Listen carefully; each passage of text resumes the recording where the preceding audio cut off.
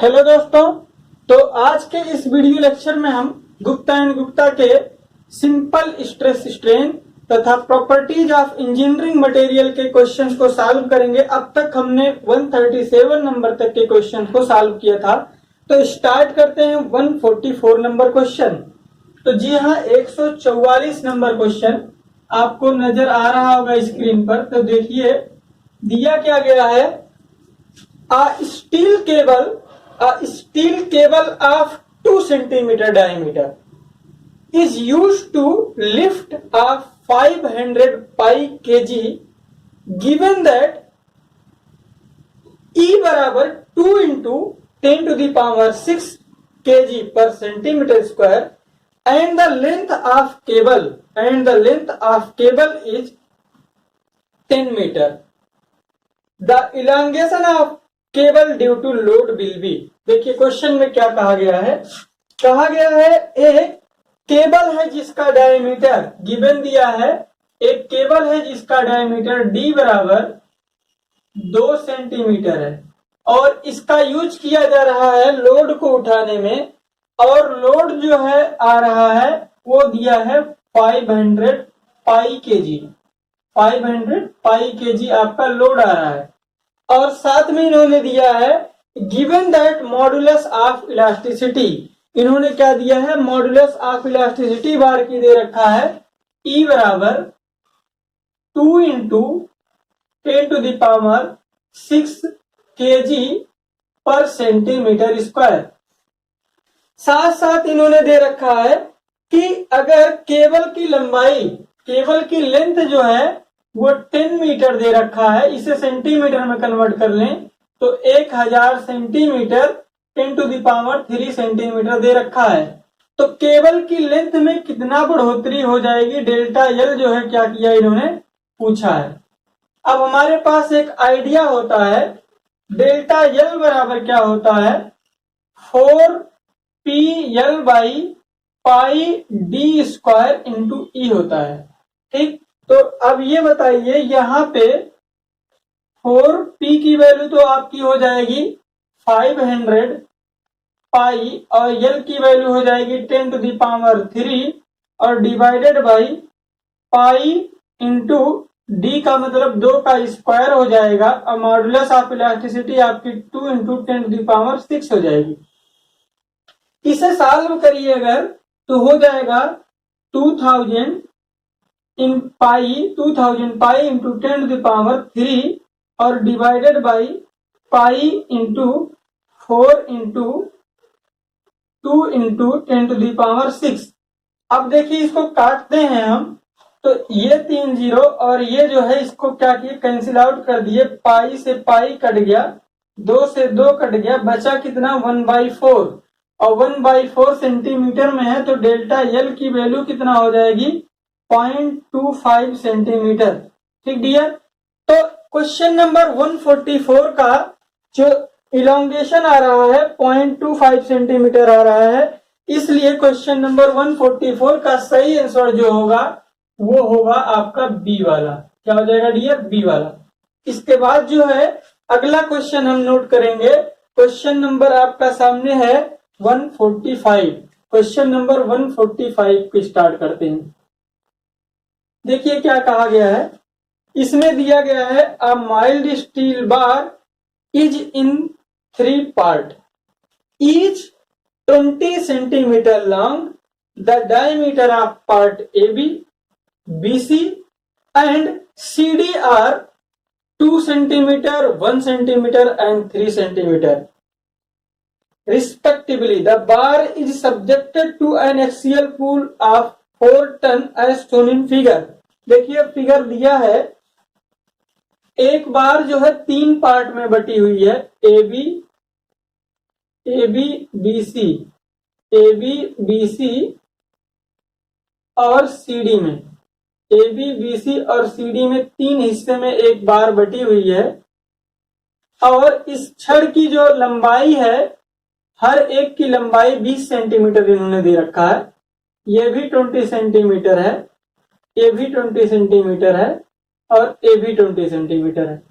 ठीक, अब देखिए अगर जो है इसको 1 नंबर कहा जाए, इसे 2 नंबर, इसे 3 नंबर कहा इन्होंने, तो कहा है इसको ए बी कहा है, इसे A B B C C D, साथ में एक एक्सियल पुल लगाया है 4 टन का इधर और 4 टन का किधर लगाया गया, इधर लगाया गया।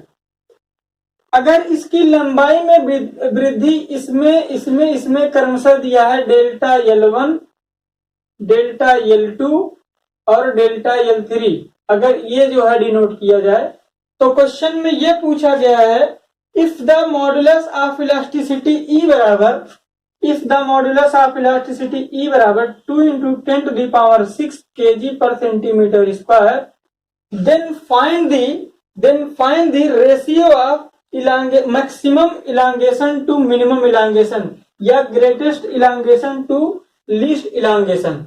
मतलब इन तीनों में जो सबसे बड़ा आएगा उसका जो सबसे कम आया उसका अनुपात बताना है। अब एक बात बताइए डियर, तीनों 1, 2, 3 नंबर जो बार हैं हर एक की इलास्टिसिटी क्या है, ई है। अब ये बताइए पहले, दूसरे, तीसरे हर एक पर लोड कितना लगा हुआ है, 4 टन का लगा है, और हर एक की लंबाई जो इन्होंने दे रखा है L1 बराबर, L2 बराबर, L3 बराबर 20 सेंटीमीटर, और डायमीटर D1 दे रखा है इन्होंने 2 सेंटीमीटर, डायमीटर D2 दे रखा है 1 सेंटीमीटर, और डायमीटर D3 दे रखा है इन्होंने 3 सेंटीमीटर। और आपको पूछा गया है delta L greatest divided by delta L least, मतलब सबसे कम का रेशियो पूछा गया है। क्योंकि यहाँ पे delta L1, delta L2, delta L3 जब तक आप नहीं निकालेंगे तब तक ये वैल्यू नहीं निकाल सकते हैं। अब हमारे पास डेल्टा L का फार्मूला होता है, डेल्टा L बराबर होता है 4PL divided by pi D square into E होता है। डियर यहाँ पे देख रहे हैं हर अगर अनुपात निकालना है तो अनुपात में जो चीज कॉमन होती है वो क्या होती है, कट जाती है। तो यहाँ पे L1, L2, L3 सबकी लंबाई क्या है, बराबर है, तो L बराबर है, इस पर लोड, इस पर और इस पर, तीनों पर लोड क्या है, एक समान है। 4 भी क्या है, सब में कॉमन है, पाई भी कॉमन है, सबकी मॉडुलस ऑफ इलास्टिसिटी भी एक समान है।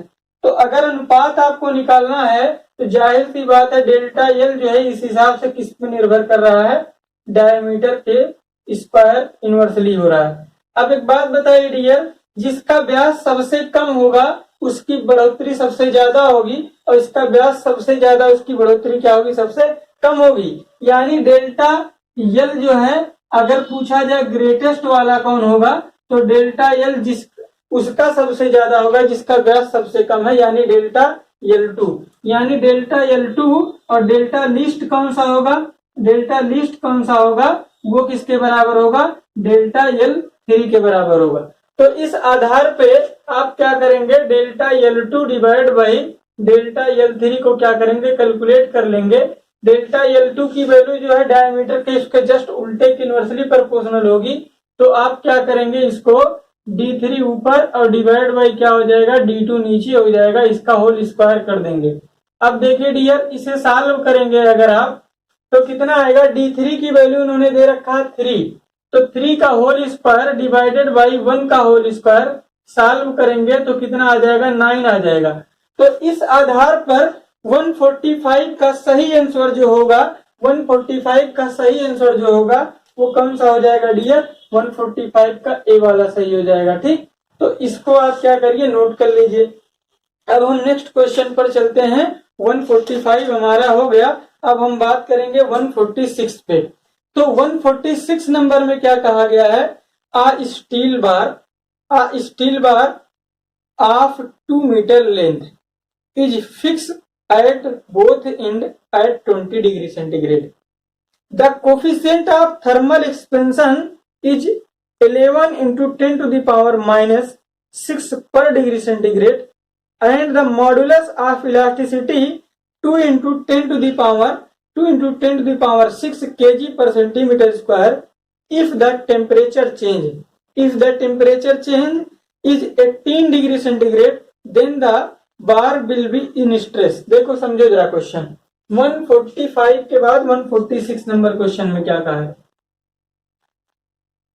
कहा है एक स्टील की बार है, एक स्टील की बार है जिसका जो है दोनों सिरा क्या है, किसी वाल से फिक्स कर दिया गया है। अच्छा, और जो है इसका इनिशियल टेम्परेचर, इसकी लंबाई भी दे रखा है 2 मीटर, इसकी लेंथ दे रखा है 2 मीटर, और इसका इनिशियल टेम्परेचर जो है, इनिशियल मतलब टेम्परेचर इनिशियल T1 बराबर 20 डिग्री सेंटीग्रेड है, और साथ में इन्होंने दे रखा है इसका coefficient of thermal expansion alpha बराबर 11 इंटू 10⁻⁻6 पर डिग्री सेंटीग्रेड, और मॉडुलस ऑफ इलास्टिसिटी दे रखा है आपका 2 इंटू 10⁻6 2 इंटू 10⁻6 kg पर सेंटीमीटर स्क्वायर दे रखा है।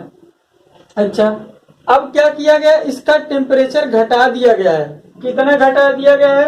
20 से लेकर के कर दिया गया है 18 डिग्री सेंटीग्रेड। तो हमने बताया था आपको कि जब ताप जो होता है, जब टेम्परेचर जो है यहाँ पे घटाया जाएगा तो ये क्या होगी, सिकुड़ेगी, और जब ये जो है कॉन्ट्रैक्ट होना चाहिए और हो नहीं पाएगी तो इसमें कौन सा स्ट्रेस हो जाएगा? तो जाहिर सी बात है इसमें जो स्ट्रेस होगा, थर्मल स्ट्रेस की कैलकुलेशन करना है, उसका नेचर जो है वो हो जाएगा टेंसाइल स्ट्रेस। क्या हो जाएगा डियर? Tensile stress. यानी कि 146 का जो है या तो ऑप्शन ए सही हो सकता है या तो ऑप्शन डी सही हो सकता है। यहाँ पे टेम्परेचर घटाया गया है। अब बात है, थर्मल स्ट्रेस का फार्मूला होता है E into alpha into delta T. अब बताइए डियर, E की वैल्यू कितना दिया इन्होंने? 2 इंटू 10⁻6 दिया है, अल्फा की 11 इंटू 10⁻6 दिया है, और डेल्टा टी की वैल्यू दे रखा है 2 डिग्री सेंटीग्रेड। क्योंकि 20 से लेकर 18 हो जा रहा है तो चेंज इन टेम्परेचर कितना हो जाएगा? 2 डिग्री सेंटीग्रेड हो जाएगा।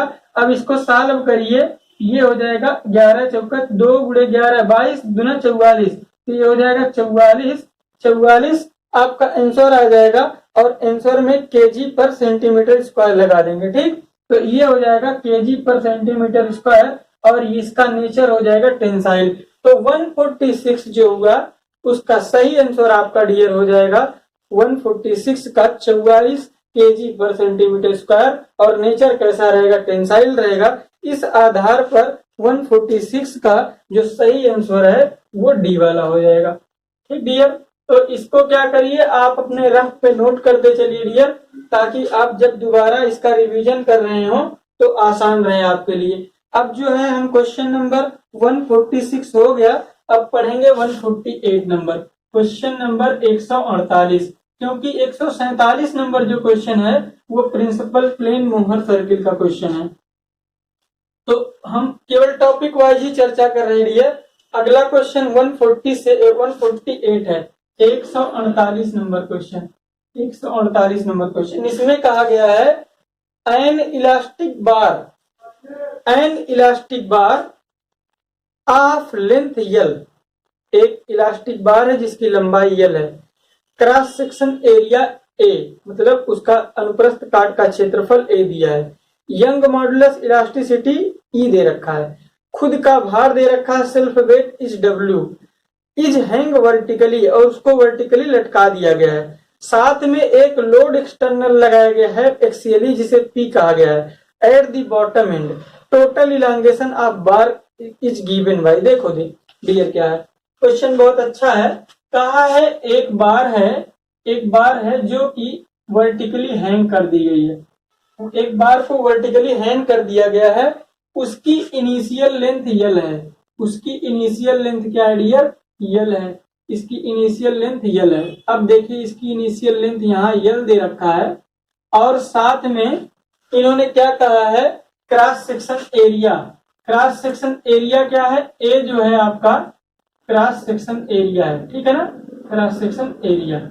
अच्छा, और क्या कहा? इसका सेल्फ वेट डब्ल्यू है, तो सेल्फ वेट जो है वो कहाँ पे काम करेगा? सेंटर पे काम करेगा, सेंटर ऑफ ग्रेविटी पे, तो सेल्फ वेट डब्ल्यू है और ग्रेविटी पे जी पे काम किया है। साथ ही साथ में क्वेश्चन में ये भी कहा गया है इसके बॉटम एंड पर, बॉटम एंड मतलब यहाँ पर क्या लगाया जा रहा है? एक एक्सियल टेंसाइल लोड लगाया जा रहा है, इसकी वैल्यू दे रखा है p। तो कहा है टोटल इलांगेशन कितना होगा। तो डियर हमारे पास जो है फॉर्म यहाँ पे देखिए, समझने की कोशिश करिए। यहाँ पे इलांगेशन दो वजह से होगा, एक जो है सेल्फ वेट की वजह से होगा और एक एक्सटर्नल लोड की वजह से होगा। तो डेल्टा एल टोटल अगर निकाला जाए, डेल्टा एल बराबर क्या होगा, डेल्टा एल सेल्फ वेट की वजह से होगा और प्लस में डेल्टा एल किसकी वजह से होगा, एक्सटर्नल लोड की वजह से होगा। तो आपको पता है प्रिज्मेटिक बार का सेल्फ वेट की वजह से डिफ्लेक्शन का फार्मूला क्या होता है, 1/2 W इंटू एल अपान क्या होता है, A इंटू ई होता है। ठीक, और एक्सटर्नल लोड की वजह से क्या होता है, PL अपान क्या होता है डियर, A होता है। तो total elongation due to this and this कितना हो जाएगा, 1/2 WL बाई A होगा तथा PL बाई A होगा। इस आधार पे आप जो है क्वेश्चन का आंसर जो है ऑप्शन में जाकर के मैच करिए।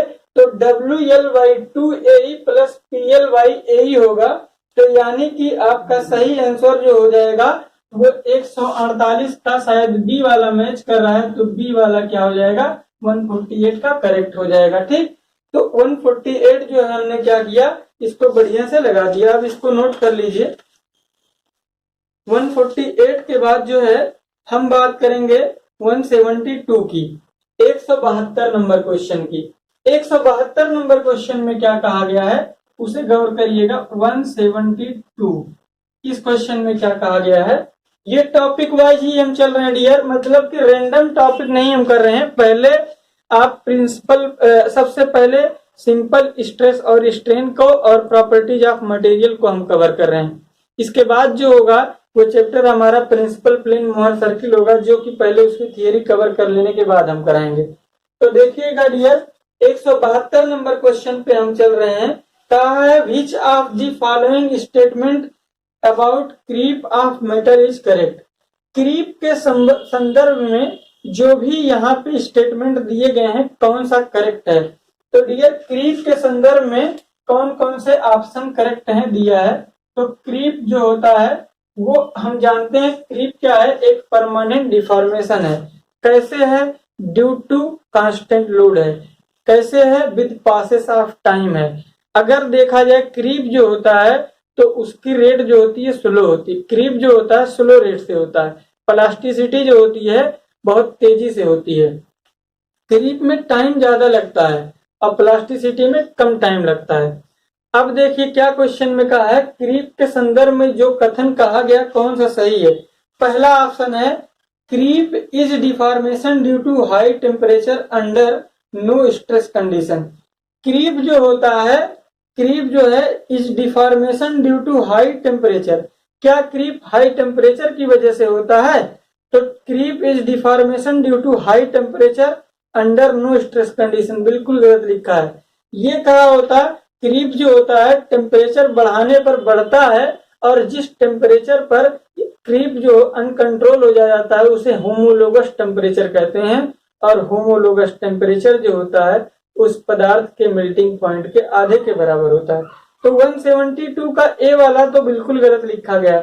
बी वाला को पढ़ते हैं, creep is independent of temperature.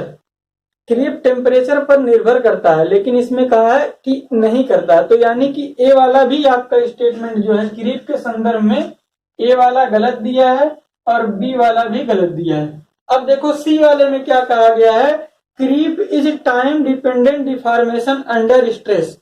और डी वाले में क्या है, for a given level of stress the rate of creep independent of time.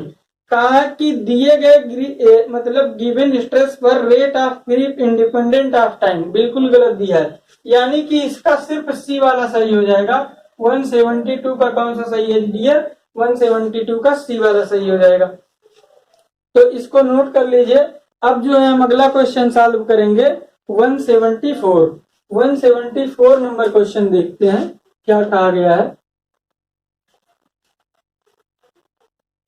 174 number question देखिए डियर, गुप्ता एंड गुप्ता का 174 नंबर क्वेश्चन 174 नंबर। कहा क्या गया 174 नंबर क्वेश्चन में, इसमें बोला गया है कि a compound bar consist of material A and B is tightly secure at the end, the coefficient of thermal expansion of A more than the B.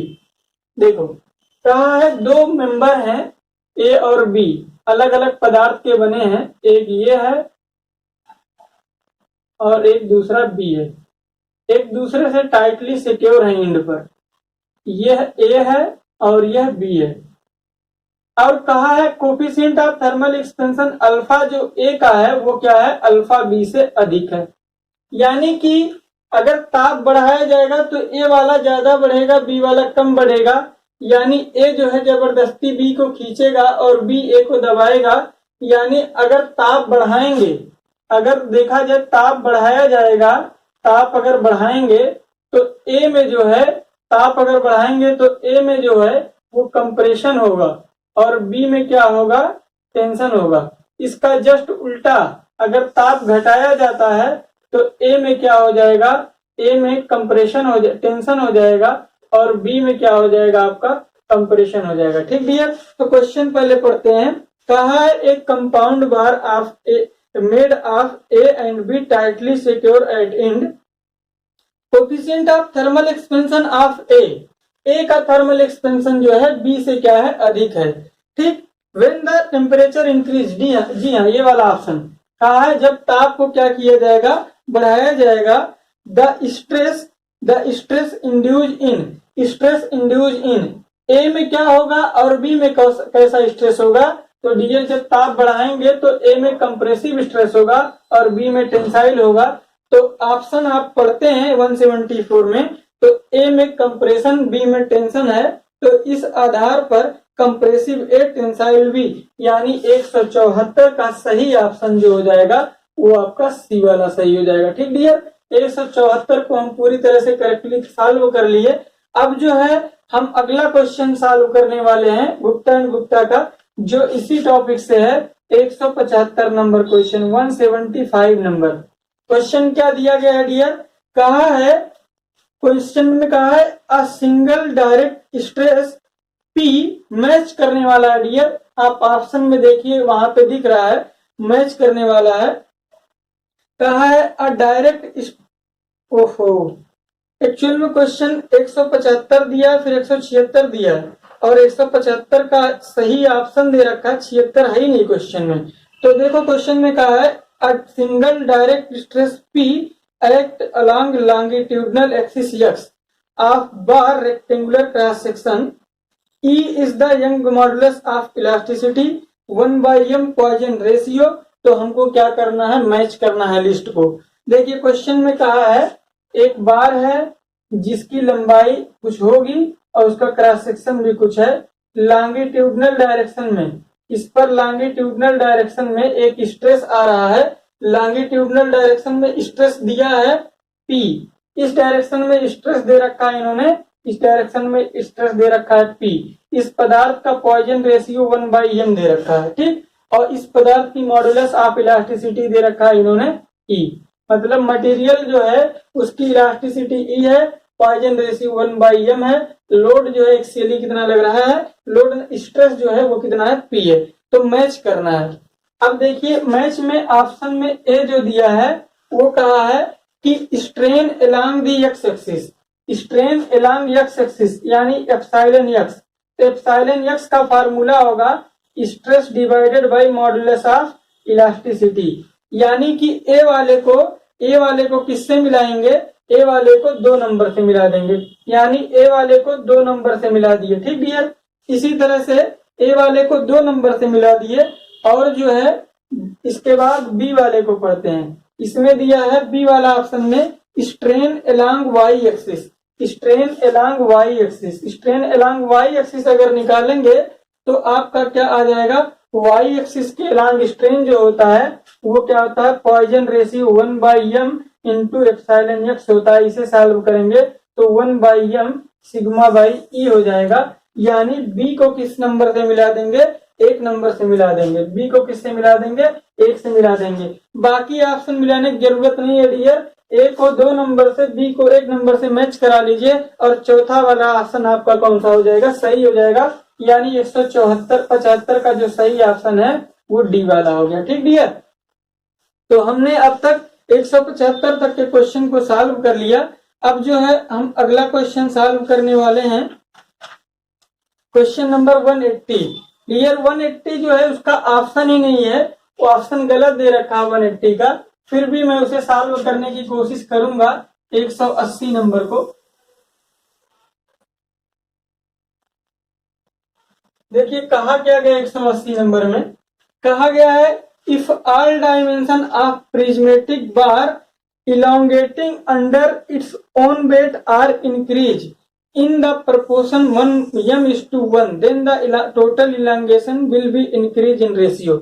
देखिए क्या कहा है, एक प्रिज्मेटिक बार है जो है कहा इसकी सभी बीमाएं अगर m:1 के रेशियो में क्या की जाए, बढ़ा दी जाए, तो सेल्फ वेट की वजह से जो डिफ्लेक्शन होगा वो किस रेशियो में हो, बढ़ेगा, मतलब बदल जाएगा।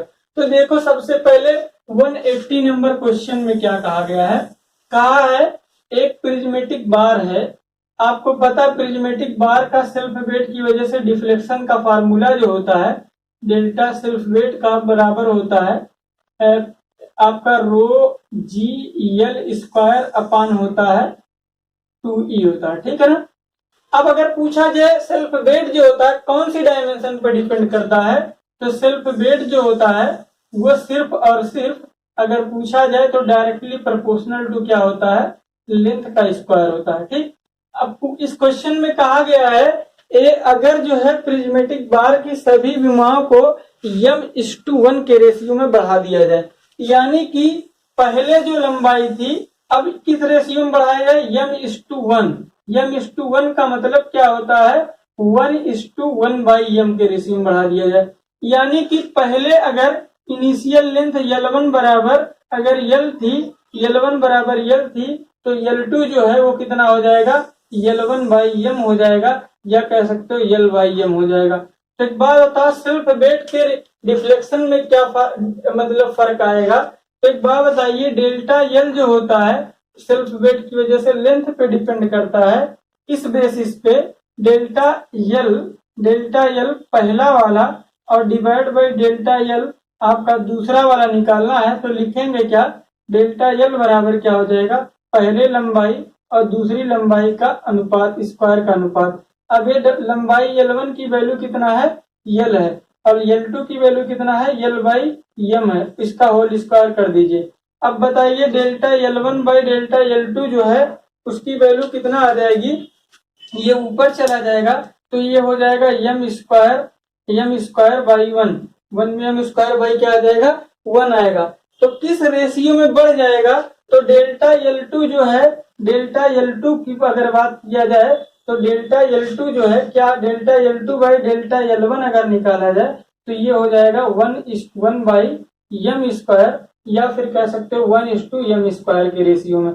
ठीक, ये पूछा नहीं, यही पूछा गया, लेकिन उसने ऑप्शन में क्या किया है, गलत दिया है, तो इसका कोई ऑप्शन मैच नहीं कर रहा होगा डियर, तो इसके लिए आपको पैनिक नहीं होना है। गुप्ता का 180 नंबर का सही आंसर 1:m² हो गया। ठीक डियर, तो 180 नंबर क्वेश्चन हम सॉल्व कर लिए।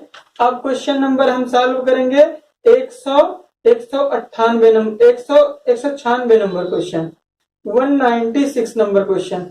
196 नंबर क्वेश्चन में क्या कहा गया है, 196 नंबर क्वेश्चन देखिए डियर, आप समझने की कोशिश करिएगा। कहा है given that for an element in a body, एक बॉडी है, कहा है होमोजीनियस और आइसोट्रॉपिक है, एक्स वाई और जेड डायरेक्शन में strain epsilon X, epsilon Y और एप्सिलॉन जेड दे रखा है इन्होंने। Normal strain X Y Z direction में, पॉइजन रेशियो इसका दे रखा है एप्सिलॉन म्यू। तो बताया है अगर इसका वॉल्यूम जो है वो यूनिट हो तो उसके वॉल्यूम में कितना चेंज होगा। डियर आपको मैंने आपको पहले ऑलरेडी बता दिया है, 196 का सॉल्यूशन आप जो है वीडियो में जाके देख लीजिए। यहाँ पे कहा है एक मेंबर है जिस पर जो है तीनों डायरेक्शन में इस डायरेक्शन से, इस डायरेक्शन से, इस डायरेक्शन से लोड आ रहा है, तो इसका अगर इसका इनिशियल वॉल्यूम V बराबर यूनिट है, कितना है, यूनिट है, तो चेंज इन वॉल्यूम कितना होगा, हमें पता है वॉल्यूमेट्रिक स्ट्रेन बराबर epsilon x epsilon y epsilon z होता है। इसमें क्वेश्चन में दिया है x डायरेक्शन में, y डायरेक्शन और z डायरेक्शन में स्ट्रेन जो है epsilon x epsilon y epsilon z दे रखा है। तो एक बात बताइए डियर, चेंज इन वॉल्यूम पूछा है, देन वॉल्यूमेट्रिक स्ट्रेन का फार्मूला होता है delta V by V। Here V की वैल्यू कितना है, 1 है, तो डेल्टा V बाई 1 बराबर हो जाएगा डेल्टा V, और डेल्टा V की value epsilon x plus epsilon y plus epsilon z के बराबर हो जाएगी।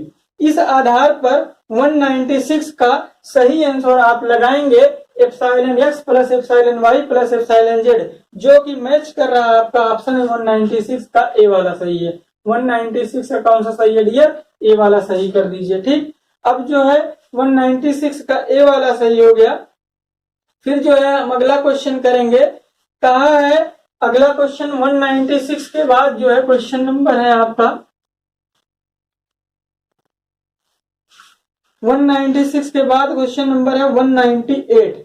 198 नंबर क्वेश्चन पे आइए। इसमें कहा है 198 नंबर क्वेश्चन में बल्क मॉडुलस इलास्टिसिटी को के कहा जाए, बल्क मॉडुलस इलास्टिसिटी को के कहा जाए, और modulus of rigidity, modulus of rigidity, modulus of rigidity को सी कहा जाए, और साथ में पॉइजन रेशियो को म्यू कहा जाए, पॉइजन रेशियो म्यू को पॉइजन रेशियो कहा जाए। तो कहा है कि पॉइजन रेशियो को म्यू कहा जाए तो उसको किस तरह से रिप्रेजेंट किया जा सकता है, तो म्यू बराबर क्या लिखा जा सकता है, म्यू बराबर क्या लिखा जा सकता है, हमारे पास एक फार्मूला होता है E बराबर 2G, E बराबर 2C 1 प्लस म्यू होता है, और E बराबर 3K 1 प्लस म्यू होता है। आपस में दोनों को बराबर कर दीजिए तो हो जाएगा 2C 1 प्लस म्यू बराबर 1 प्लस म्यू बराबर 3K 1 minus 3K 1 minus 2 mu, 1 minus 2 mu. अब इसको सॉल्व कर लीजिए तो म्यू की वैल्यू आपकी आ जाएगी 3K minus 2C, 3K minus 2C divided by 6K plus 2C हो जाएगा। ठीक, तो इस आधार पर 198 का जो सही आंसर है वो कितना हो जाएगा, आपका सी वाला हो जाएगा। ये दोनों रिजल्ट मैंने आपको ऑलरेडी बताया है और सारे रिजल्ट बताए हैं, वीडियो में जाकर देखिएगा प्रैक्टिस सेशन वाले स्ट्रेंथ ऑफ मटेरियल के, तो ये सारे डेरिवेशन मैंने करा रखे हैं। एक अहम रिजल्ट है जिसको बिना मतलब अगर आप पेपर देने जाते हैं अगर ये ना पढ़ते हैं तो बेकार होता है, कोई मतलब नहीं होता।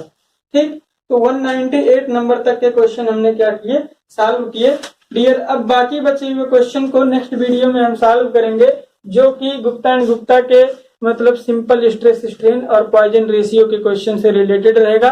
अगर आपको दोस्तों वीडियो अच्छा लगा होगा तो इसे शेयर करिएगा, सब्सक्राइब करिए, लाइक करिए, दोस्तों से मिलिए और ज्यादा से ज्यादा लोगों को जोड़ने की कोशिश करिए। Okay, thank you dear.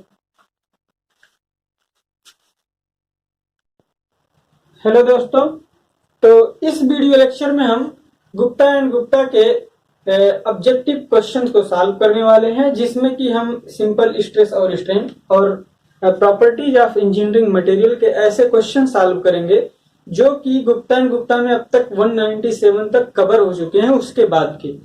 तो आपके सामने क्वेश्चन नंबर 203 है। जी हाँ, क्वेश्चन नंबर 203। इसमें देखिए क्या कहा गया है, 203 में बोला गया है when a mild steel specimen, question है 203 number, when a mild steel specimen fail in torsion test the fracture look like as. देखिए ये क्वेश्चन में ये बोला गया है माइल्ड स्टील के किसी मेंबर को, माइल्ड स्टील के किसी मेंबर को अगर जो है टॉर्सन में क्या किया जाए, फेल कराया जाए। टॉर्सन यानी कि इधर भी अगर कपल लगा दिया जाए, इधर अपोजिट डायरेक्शन में तो कपल लगा करके इसको मरोड़ा जाए। माइल्ड स्टील क्या है, ये बनी हुई है माइल्ड स्टील बार की, क्योंकि हमने ऑलरेडी आपको बताया है माइल्ड स्टील एक डक्टाइल मटेरियल है, माइल्ड स्टील एक डक्टाइल मटेरियल है, और डक्टाइल मटेरियल जो होता है जब फेल करता है टॉर्सन में तो फेल्योर प्लेन जो होता है वो 90 डिग्री होता है। डक्टाइल मटेरियल का फेल्योर प्लेन 90 डिग्री होता है। इसका जस्ट उल्टा जो है अगर बात किया जाए ब्रिटल मटेरियल, तो ब्रिटल मटेरियल का फेल्योर प्लेन जो होता है वो 45 डिग्री पर होता है। यानी कि ये माइल्ड स्टील की जो बार है उसका अगर देखा जाए आफ्टर फेल्योर फ्रैक्चर कैसा दिखेगा, तो बिल्कुल इस तरह से ये क्या होगा 90 डिग्री पर फेल हो जाएगा। ठीक, लेकिन अगर यही ब्रिटल मटेरियल होती, जैसे कांच होती, तो कांच की छड़ जो है वो बिल्कुल क्या होती, इस तरह से फेल कर जाती 45 डिग्री पर। यानी यहाँ पे 45 डिग्री पर फेल्योर प्लेन होता और यहाँ पे क्या है 90 डिग्री फेल्योर प्लेन है। ठीक है, तो यानी कि क्वेश्चन नंबर 203 का जो सही आंसर है वो आपका हो जाएगा ए वाला, लेकिन आपके गुप्ता एंड गुप्ता में गलत आंसर लगा रखा है, फिर भी आप सही लगाएंगे। 203 नंबर का कौन सा सही हो जाएगा डियर, ए वाला। ठीक, अब जो है तो अगला क्वेश्चन हम सॉल्व करते हैं। क्वेश्चन नंबर 203 हमारा हो गया, फिर अब क्वेश्चन नंबर अगला सीरीज में आएगा 211 नंबर। ठीक डियर, तो क्वेश्चन नंबर 211 जो है वो देखिए क्या कहा गया है। 200 देखिए 211 नंबर क्वेश्चन में बोला गया है, कहा है कि a bar of circular cross section, एक बार है जिसका क्रॉस सेक्शन सर्कुलर है, very uniformly from cross section 2D to D। देखिए डियर, एक जो है सर्कुलर क्रॉस सेक्शन की कोई बार है जिसका व्यास जो है एक सिरे पर 2D है और दूसरे सिरे पर कितना है D है। जी हाँ, यहाँ पे 2D है और दूसरे सिरे पर कितना है और D है इस सिरे पर। ठीक, अब क्या किया गया है, अब इसको क्या किया गया, क्वेश्चन में बोला गया है if extension of bar is calculating treating, अगर इस बार पर क्या किया जाए, इस बार पर दो इक्वल और अपोजिट ऐसे क्या लगाया जाए, पुल लगाए जाए, मान लेते हैं P लगाया जाए, तो इसमें डिफ्लेक्शन कितना होगा। और पूछा गया देन द परसेंटेज एरर। देखिए क्वेश्चन में क्या है समझने की कोशिश करिए। कहा गया है एक कोई कोनिकल बार है जो कि सर्कुलर है, एक सिरे पर उसका व्यास D है, दूसरे सिरे पर D है, 2D है, और जो है इस पर जो है लगाया गया है क्या, इधर और इधर P फोर्स लगाया गया है। तो इसमें जो है अगर इसकी लंबाई L है तो एक्चुअल फार्मूले के आधार पर डेल्टा L का फार्मूला क्या होता है, डेल्टा L एक्चुअल के बेस पे क्या होता है 4PL पाई D1 into D2 into E होता है। जबकि जब ये D1 हो और ये D2 हो तो यहाँ पे जब रखेंगे तो आपका आएगा 4PL पाई D into 2D D into 2D into E, जिसे हल करेंगे तो 4PL आ जाएगा 2 पाई D स्क्वायर इंटू E आ जाएगा। ये क्या आ जाएगा एक्चुअल के आधार पर डिफ्लेक्शन का फार्मूला। लेकिन अगर इसी बार को एवरेज के आधार पर निकाला जाए, इन द सेंस कि अगर हम D और 2D का एवरेज ले लें, मतलब एवरेज के आधार पर औसत के आधार पर अगर बात करें तो D और 2D का एवरेज जो होगा, एवरेज डायमीटर कितना होगा D plus 2D whole divide by 2, solve करेंगे तो 1.5D आ जाएगा। अब बताइए डियर, अगर एवरेज के आधार पर आप एक्सटेंशन निकालते हैं तो D एवरेज के आधार पर क्या होता है, डेल्टा L बराबर 4PL by pi D average का होल स्क्वायर इंटू E होगा। ठीक, जिसे सॉल्व करेंगे तो 4PL divide by pi 1.5D का होल स्क्वायर इंटू E आएगा। तो डेल्टा एवरेज की वैल्यू जो होगी, डेल्टा L एवरेज की जो वैल्यू होगी वो आएगा 4PL divide by 2.25 pi D square into E आ जाएगा। अब देखिए ये एक्चुअल के आधार पर निकला डिफ्लेक्शन है और ये किसके आधार पर डियर, एवरेज के आधार पर है। अब बताइए अगर दोनों का मतलब इस रिजल्ट और इस रिजल्ट में अगर देखा जाए तो दोनों में काफी फर्क है। इसमें 1/2 है, इसमें क्या है 1/2.25 है। यानी कि यहाँ पर जो है इस वाले फार्मूले के आधार पर डिफ्लेक्शन निकालें तो डिफ्लेक्शन कम आ रहा है, लेकिन एक्चुअल के आधार पर निकाला जाए तो अधिक आ रहा है। तो हमको पूछा गया इस क्वेश्चन में परसेंटेज एरर कितना होगा। तो परसेंटेज एरर का फार्मूला क्या होता है, परसेंटेज एरर का फार्मूला क्या होता है, delta L actual minus delta L average के आधार पर divide by delta L actual के आधार पर इंटू क्या कर देंगे डियर 100 कर देंगे। अगर इसे हल करेंगे तो आपकी वैल्यू 11.3% आएगी, लेकिन ऑप्शन में दिया क्या गया है, ऑप्शन में 211 में दिया है 10%, बी वाला ऑप्शन दिया है 25%, सी वाला ऑप्शन दिया है 13.33% और डी वाला दिया है 50%। तो डियर इसका सही ऑप्शन जो होगा वो 10% लिया जाएगा, अबाउट 10%, यानी 211 का जो सही आंसर है वो ए वाला हो जाएगा। तो इसको आप क्या करिए डियर, अपने रफ कॉपी में नोट कर लीजिए, फिर हम अगला क्वेश्चन सॉल्व करते हैं।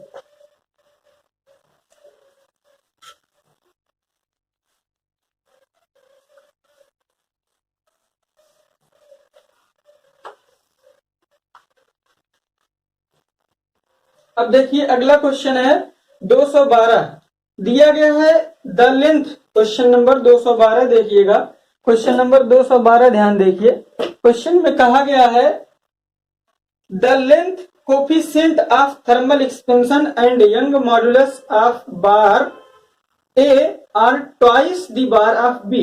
देखिए क्वेश्चन अच्छा है, कहा है एक बार ए है एक बार बी है, ए का थर्मल एक्सपेंशन और मॉडुलस ऑफ इलास्टिसिटी बी का थर्मल एक्सपेंशन और इलास्टिसिटी का दुगना है, इतना पहले समझ लेते हैं। तो क्वेश्चन नंबर 212 नोट करते हैं। 212 कहा है ई ए ट्वाइस ऑफ ई बी, और क्या दे रखा है, अल्फा ए ट्वाइस ऑफ क्या है, अल्फा बी है। ठीक, अब देखिए आगे क्या कहा है, if the same amount, if the temperature of both bar is increase by same amount, अगर टेम्परेचर पूछा जाए दोनों में, डेल्टा टी ए बराबर क्या है, डेल्टा टी बी है, यानी टी ए और टी बी में जो टेम्परेचर में बढ़ोतरी की गई है डियर वो दोनों में सेम है। ठीक, अच्छा, the same amount while preventing any extension, इसमें कोई बाहर से रक्षीकरण नहीं किया गया है, then the ratio of stress develop in A that the B. देखिए डियर क्वेश्चन में कहा गया है एक बार ए है और एक बार बी है, समझिएगा, जैसे एक बार ए है एक बार बी है। ठीक, और जो है ए और बी में सिर्फ जो है दे रखा है संबंध, जैसा चित्र आप देख रहे हैं यहाँ पे, ए और बी में संबंध ये दिया है कि ए का थर्मल एक्सपेंशन बी से अधिक है, दोगुना है, और मॉडुलस ऑफ इलास्टिसिटी ईबी भी ए बी दुगुना है। अब दोनों का टेम्परेचर सेम बढ़ाया जाए तो थर्मल स्ट्रेस इसमें जो होगा, थर्मल स्ट्रेस जो होता है, थर्मल स्ट्रेस का formula E into alpha into क्या होता है, डेल्टा टी होता है, E into alpha into delta T होगा। तो अब एक बात बताइए, अगर ए वाले में निकालेंगे तो यहाँ ए होगा, यहाँ ए होगा और यहाँ ए होगा, और इसमें अगर बात किया जाए थर्मल स्ट्रेस सिग्मा डैश अगर थर्मल हो तो यहाँ पे ईबी होगा, अल्फा बी होगा और डेल्टा टी होगा, डेल्टा टी बी होगा। अब इसका बाई इसका रेशियो निकालना है तो डियर क्या हो जाएगा, sigma thermal A divide by sigma thermal B का जो रेशियो निकालना है तो क्या हो जाएगा, E A alpha A delta T A और divide by E B alpha B into delta T B. चूंकि दिया क्या गया है, जो डेटा दे रखा है इन्होंने वो कहा है delta T A equal to delta T B है, इसकी वैल्यू इसके क्या है, बराबर है। तो ये दोनों एक दूसरे को क्या कर दिए डियर, कैंसिल आउट कर दिए। ठीक, अच्छा, लेकिन ई ए जो है इसका दुगना है, ई बी जो है इसका दुगना है, जब इसमें रखेंगे आप तो रखने के बाद जो है क्या आएगा, थर्मल स्ट्रेस रेशियो का जो ए में है और बी में थर्मल स्ट्रेस का रेशियो आएगा वो 4:1 हो जाएगा, यही आपका क्या हो जाएगा, सही आंसर हो जाएगा। तो 212 का जो सही आंसर आएगा डियर वो हो जाएगा 4, और 4 क्या दिया है बी वाला ऑप्शन में, यानी 212 का जो सही आंसर होगा डियर वो बी वाला हो जाएगा। ठीक डियर, अब हमने 212 भी क्या किया, क्लियर किया। अब आगे हम पढ़ेंगे 213 नंबर क्वेश्चन। 213 नंबर क्वेश्चन पे आइए।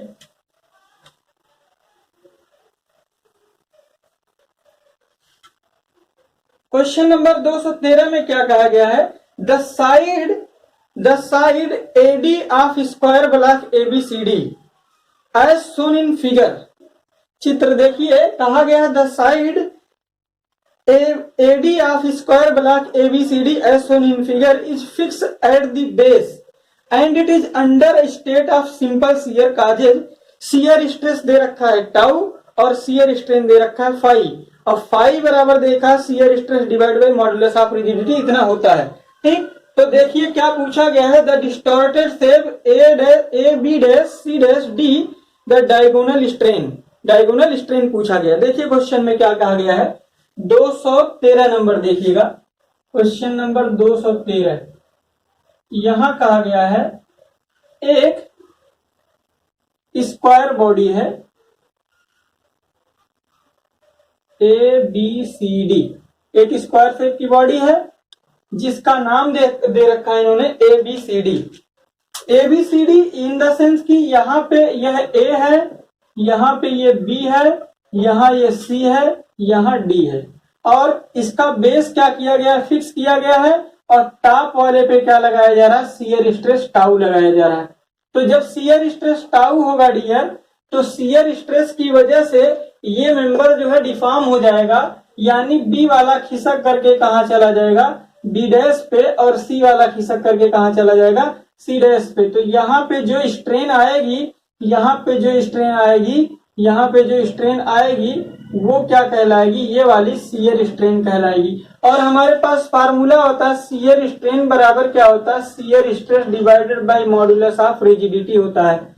चूंकि पहले जो है before applying deforming force member का shape A B C D के जैसा था, लेकिन after applying force body will be deform and the shape A B dash C dash and D जैसा हो गया।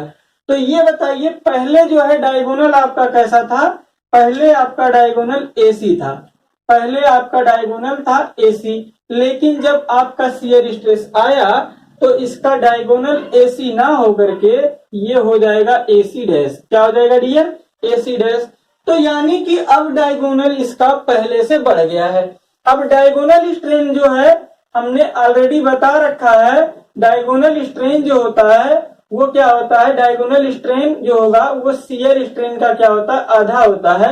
यानी डायगोनल स्ट्रेन एसी डैश में जो विकृति आएगी उसकी वैल्यू जो होगी वो शियर स्ट्रेन कर्तन विकृति का क्या होगी, आधा होगी। यानी 213 नंबर जो है उसका सही आंसर 5/2 होगा, जो कि मैच कर रहा ऑप्शन ए से। ठीक डियर, तो यहाँ पे 213 नंबर का सही आंसर हो जाएगा ए वाला। अब जो है हम इसका अगला क्वेश्चन सॉल्व करेंगे। 213 के बाद है आपका 214 नंबर।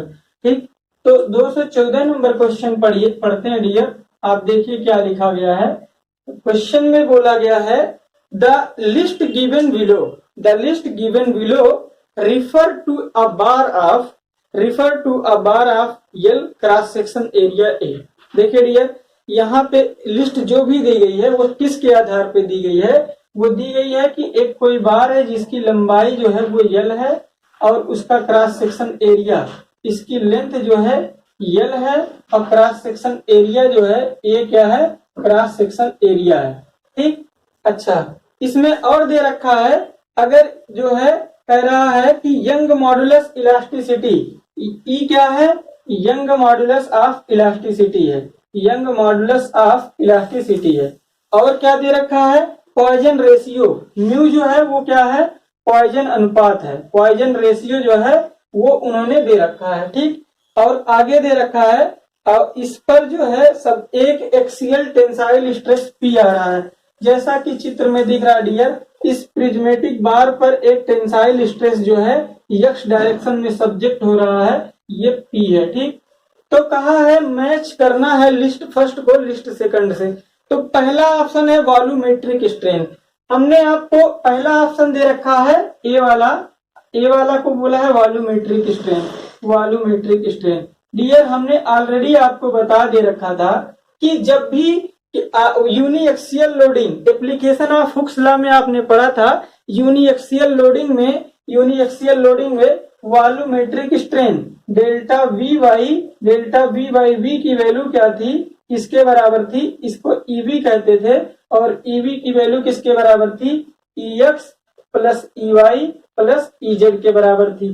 ठीक डियर, अब एक बात बताइए, यहाँ पे अगर हम इसे सॉल्व करेंगे, ईएक्स की वैल्यू निकालेंगे एप्सिलॉन एक्स की, तो ये हो जाएगा पी बाई ई, लेकिन एप्सिलॉन वाई अगर निकालेंगे तो पॉइजन अनुपात के आधार पर ये हो जाएगा माइनस में म्यू पी बाई ई, और एप्सिलॉन जेड निकालेंगे तो ये माइनस में पी बाई ई होगा। यानी इसमें रखेंगे और सॉल्व करेंगे तो वॉल्यूमेट्रिक स्ट्रेन जो होगा वो आ जाएगा पी बाई ई और 1 माइनस 2 म्यू हो जाएगा। यानी कि ए वाला को जो है आप किससे मिला देंगे, ए वाले को 3 नंबर से मिला देंगे। यानी ए वाले की मैचिंग जो हो गई वो किसके साथ हो गई, 3 नंबर के साथ हो गई। ठीक, अब जो है इसका जो है बी वाला दे रखा है, ए वाले की 3 नंबर से मैचिंग हो गई। तो डियर आप डायरेक्ट ऑप्शन पे जाइए 214 में, ए वाला के साथ 3 की मैचिंग कर दिए, बाकी कोई भी ऑप्शन में 3 के साथ मैच ही नहीं कर रहा है। यानी बिना सोचे समझे 214 का ए वाला ऑप्शन लगा करके आप क्या करिए, आगे बढ़ जाइए। ठीक, अगर ज्यादा जानकारी लेना है तो बी वाले ऑप्शन पे हम चर्चा करते हैं। दिया गया है strain energy per unit volume.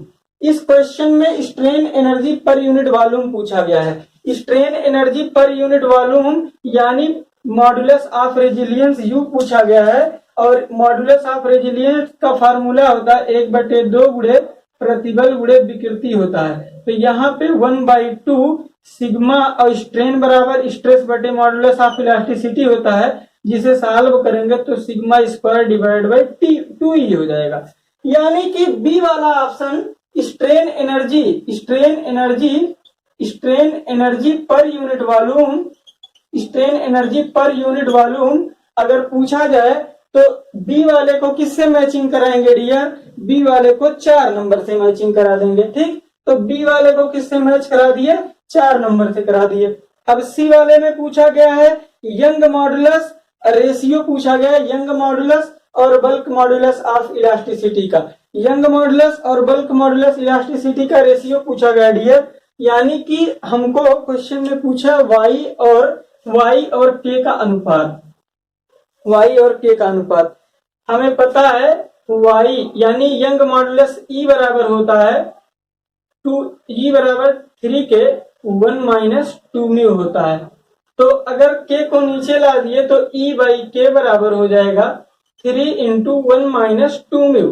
तो यहाँ यंग और बल्क का रेशियो जो होगा वो 3 इंटू 1 माइनस 2 म्यू के बराबर आ रहा है। यानी हम किससे मैच कर देंगे, सी वाले को 2 नंबर से मैच कर दिए। यानी सी वाले की मैचिंग किसके साथ कर दिए, 2 नंबर के साथ कर दिए। इसी तरह से डी वाले की मैचिंग आप जो है किसके साथ कर दे रहे हैं, 1 नंबर के साथ करके जो है आप इस क्वेश्चन को सॉल्व कर सकते हैं। ठीक डियर, तो 214 नंबर क्वेश्चन हमने क्या किया, गुप्ता का पूरी तरह से सॉल्व किया। अब हम नेक्स्ट क्वेश्चन पे बात करेंगे।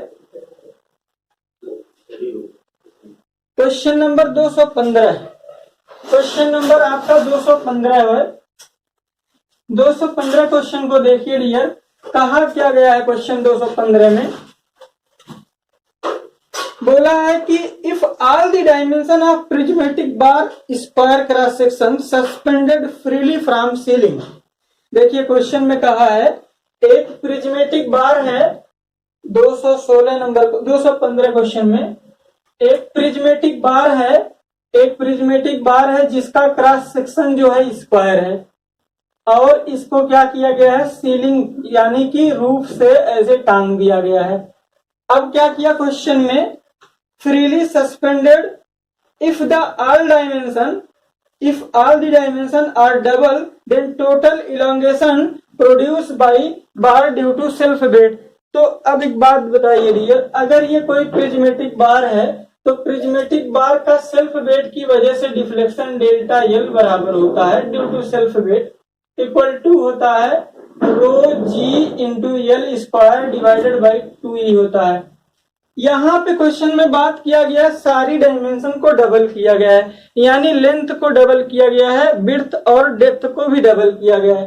तो चूंकि यहाँ पे क्या है कि अगर डेल्टा एल की बात किया जाए तो डायरेक्टली प्रोपोर्शनल टू है एल स्क्वायर के, तो इनिशियल और फाइनल का रेशियो पूछा गया है। तो delta L1 by delta L2 अगर पूछा जाए तो इसकी वैल्यू होगी L square divided by 2l का होल स्क्वायर, जिसे सॉल्व करेंगे तो 1/4 आ जाएगा। यानी सेकंड टाइम में जो डिफ्लेक्शन होगा डेल्टा L2 जो होगा वो इनिशियल के डिफ्लेक्शन का क्या हो जाएगा डियर, ये 4 गुना हो जाएगा। तो यानी 215 नंबर जो क्वेश्चन है उसका सही आंसर जो है वो बी वाला हो जाएगा। यानी 215 का जो सही आंसर है वो कौन सा हो गया डियर, आपका बी वाला हो गया। ठीक, अब अगला क्वेश्चन हम सॉल्व करेंगे। 215 हो गया, फिर इसके बाद हम बात करेंगे 215 के बाद क्वेश्चन नंबर 237। क्वेश्चन नंबर 237 देखते हैं। 215 के बाद क्वेश्चन नंबर 237 है। यहां पे क्या बोला इन्होंने, इसमें कहा गया है अ राउंड स्टील बार, एक राउंड स्टील बार है the of overall length 40 centimetre consist of 2 equal portion of 20 centimetre each having diameter 10 centimetre and 8 centimetre. देखिए क्या है, 200 क्वेश्चन नंबर 237 में कहा है एक प्रिज्मेटिक बार जिसकी टोटल लंबाई 40 सेंटीमीटर है, टोटल लंबाई 40 सेंटीमीटर है, लेकिन 20 सेंटीमीटर जो है उसका व्यास 10 सेंटीमीटर है, अगले 20 सेंटीमीटर का व्यास जो है वो कितना है, वो 8 सेंटीमीटर है। इसका 20 सेंटीमीटर लंबाई का ये व्यास दे रखा है इन्होंने, इसकी वैल्यू दे रखी है। यहाँ पे डायमीटर D1 जो है 10 सेंटीमीटर है और इसमें डायमीटर D2 जो है वो 8 सेंटीमीटर है। इसको 1 नंबर माने, इसको 2 नंबर अगर माने। इसकी लंबाई भी इन्होंने क्या दे रखी है, 20 सेंटीमीटर दे रखी है। अब देखिए क्या है, if rod is subjected to a tensile load of 10 ton, इस रॉड पर 10 टन का एक टेंसाइल लोड लग रहा है। देखिए चित्र में, यानी कि यहाँ पर इस साइड पे और इस साइड पे, यहाँ पे 10 टन और यहाँ पे 10 टन का एक टेंसाइल लोड लग रहा है। तो पूछा गया है the elongation will be given, elongation कितना होगा, अगर ई की वैल्यू उन्होंने दे रखा है, ई बराबर दिया है 2 into 10 to the power 6, 2 into 10 to the power 6 kg पर सेंटीमीटर स्क्वायर। तो डियर अगर बात किया जाए तो यहाँ पे 2 डिफॉर्मेशन होगा, एक पहले में होगा डेल्टा L1 और एक दूसरे में होगा डेल्टा L2। तो डेल्टा L टोटल इलांगेशन बराबर क्या होगा, डेल्टा L1 प्लस क्या होगा, डेल्टा L2 होगा। अब बात करते हैं डेल्टा L1 कितना होगा। डेल्टा L1 की वैल्यू क्या होगी, तो डेल्टा L1 का फार्मूला होता है PL अपान AE या फिर 4PL अपान पाई डी स्क्वायर। ये लोड 10 टन दिया, इसको केजी में कन्वर्ट करें तो 10 गुणे 1000 यानी 10 गुणे 1000 ये केजी में दे रखा है। तो 4PL, 4P की वैल्यू है 10 टू द पावर 4, L की value 20 centimetre divided by pi into D की जगह 10 का होल स्क्वायर, ई की value 2 into 10 to the power 6 रखे। अब प्लस में इसका होगा 4P की वैल्यू यहाँ पे 10 के पावर 4 और L की value 20 centimetre divided by pi D की जगह पे 8 का होल स्क्वायर इंटू 2 इंटू 10 के पावर 6 हो गया। अब कॉमन लेने वाला क्या है डियर, यहाँ पे कॉमन लेने वाली जो बात है वो कितना है, 4 इंटू 10 के पावर 4 इंटू 20 ले लेते हैं बाहर, 4 इंटू 10 के पावर 4 इंटू 20 बाहर ले लेते हैं। और नीचे क्या कॉमन ले लेते हैं, नीचे कॉमन ले लेते हैं पाई इंटू 2 इंटू 10 के पावर 6 कॉमन ले लेते हैं और ब्रैकेट में रखते हैं यहाँ पे 1/10 का स्क्वायर यानी 1/100 और प्लस में 1/8 का स्क्वायर मतलब 1/64। ठीक है डियर, इतना रखते हैं। अब एक बात बताइए, यहाँ पर देखिए कि 20, यहाँ पे अगर बात किया जाए तो ये जो है ये 4 जीरो और इसको काटेगा और 1 जीरो, तो यहाँ बचेगा 10 के पावर 1 यानी कि ये बचेगा 8 डिवाइडेड बाई पाई इंटू 20 बचेगा। ठीक है ना डियर। और यहाँ से अगर जो है यहाँ और यहाँ से जो है आप क्या कर लेते हैं, 4 कॉमन ले लेते हैं तो डिवाइड बाई 4 बाहर आ गया, तो यहाँ हो जाएगा 1/25 प्लस 1/16 और ये हो जाएगा 4 से इसको 2 बार में काट सकते हैं और यहाँ पे हो जाएगा 2 से इसको काटेंगे तो 1/10 पाई और सॉल्व करेंगे 1/25 प्लस 1/16। यही वाला ऑप्शन मैच कर रहा है। 237 का ध्यान से देखिए तो 237 का जो है ऑप्शन वाला कौन सा आ जाएगा, ए वाला हो जाएगा डियर। 237 पे कौन सा हो जाएगा डियर, ए वाला हो जाएगा। ठीक डियर, तो बाकी क्वेश्चन के साथ हम अगले वीडियो में मिलेंगे डियर। अगर ये वीडियो आपको अच्छा लगा हो तो इसे क्या करिए, शेयर करिए, चैनल को सब्सक्राइब करिए, लाइक करिए और ज्यादा से ज्यादा अपने फ्रेंड्स को जोड़िए। ओके, धन्यवाद डियर।